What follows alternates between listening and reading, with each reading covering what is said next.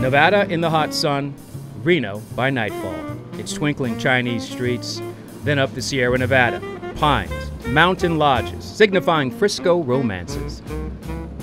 A little girl in the back seat, crying to her mother, "Mama, when do we get home to Truckee?" And Truckee itself, homey Truckee.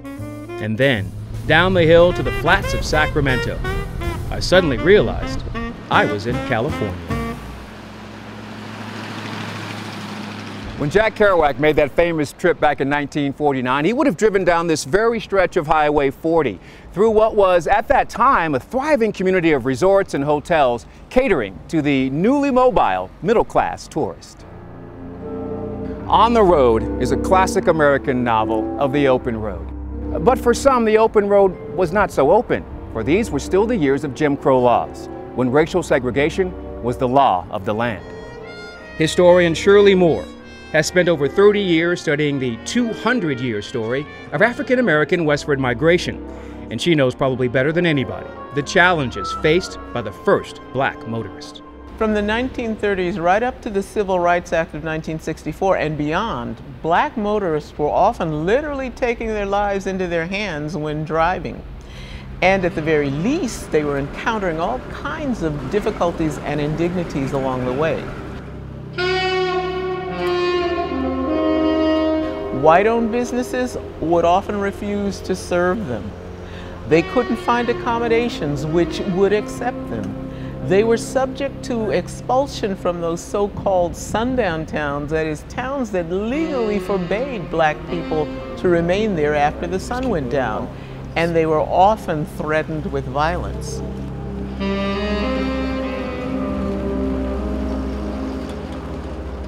So, whereas for others the American road trip could be a romantic adventure, for African Americans it was usually anything but that. Preparing for a long trip required careful planning in order to avoid running into trouble, as longtime Sacramento resident Maisha Fuller recalls. We drove straight through. We did not stop. Mother was an excellent cook.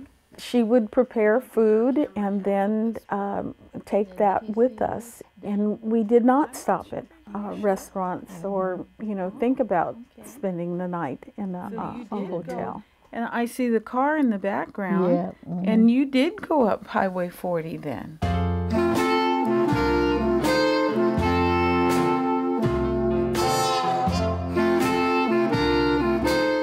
So Dr. Moore, it seems like even with all of the difficulties and the dangers facing black motorists back then, car ownership still provided them with a much more profound sense of freedom, even more so than for white motorists. That's right.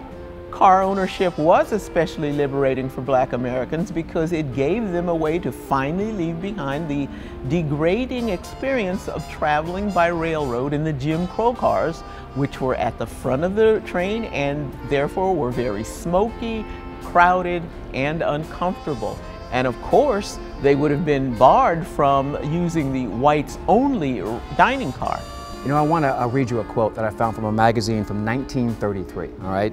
And it reads, "It's mighty good to be the skipper for a change and pilot our craft whither and where we will. We feel like Vikings. What if our craft is blunt of nose and limited of power and our sea is macadamized? It's good for the spirit to just give the old railroad Jim Crow the laugh." That's great, but I suspect much of that laughter was stifled by the harsh realities of the time. You see, for black Americans, just owning a car could be seen as an act of provocation.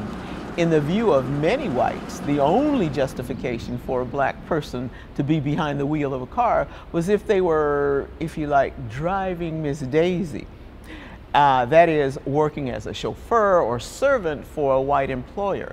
For all others, it was a question of keeping a low profile. And this is you and Danny. Mm-hmm. It was risky. I think it was. There was no place to stop, so you were sleeping on the road. Dad did all of the driving. Mother never drove, and he was very careful to make sure that he was within you know, the speed limit and, you know, was not drawing any attention to himself. Black motorists did have one resource, however, that could make their trips safer. It was known as the Negro Motorist Green Book and was first published in 1936 by New York mailman Victor Green and his wife Alma. He compiled resources to, in his words, give the Negro traveler information that will keep him from running into difficulties and embarrassments and to make his trip more enjoyable. Organized by state, each edition listed service stations, hotels, restaurants, beauty parlors, and other businesses that did not discriminate on the basis of race. The Green Book enabled African American travelers to chart their journey from one oasis of freedom to another. Some of these places were nothing more than private homes listed as tourist homes where travelers would be made welcome. But in many areas, even these were few and far between. So for instance, in the 1956 edition, there are just 2 such listings in Reno, and then nothing until Sacramento, where there were listings for just 1 hotel and 2 homes. World War II initiated the greatest migration of African Americans in California's history, with nearly 500,000 settling in the West during the 1940s. Thousands would have been stationed on military bases, moving their families out permanently after the war.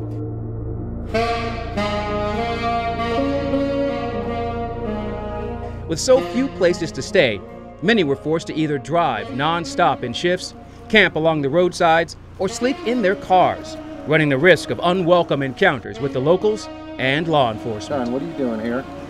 Sorry, sir. We are on our way to California. Here, why don't you step on out of the car? Come on, boy.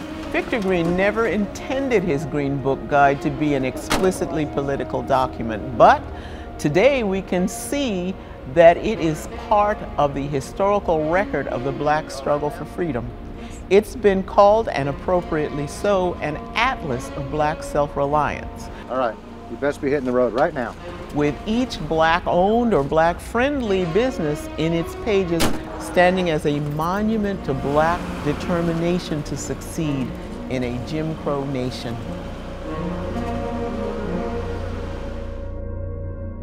By the early 1960s, the Green Book was selling nearly 2 million copies a year.